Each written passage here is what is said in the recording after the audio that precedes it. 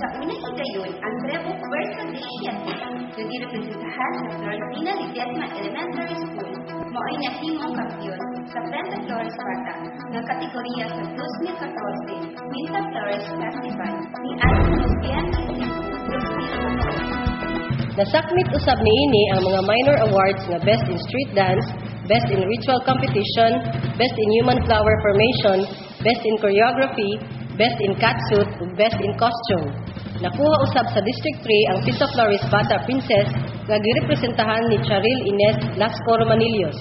Nagsunod ang Tribo do Kikit nga girepresentahan sa Ramon Magsaysay Elementary School ug School of the Future sa District 1 bilang first runner-up.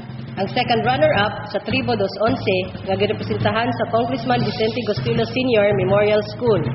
Ang third runner-up nakuha sa Tribo Lumad 5 nga girepresentahan sa Tandang Sora Elementary School.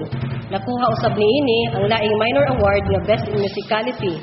Samtang nakuha sa Tribo ni Ka Andres ang fourth runner-up prize nga girepresentahan sa Andres Bonifacio Central School. Kung kahinumduman, ang Tribo dos Once ang miguwang mananaog sa Pinta Flores Bata sulod sa tulo ka tuig, sugod ni adtong 2011, 2012 ug 2013.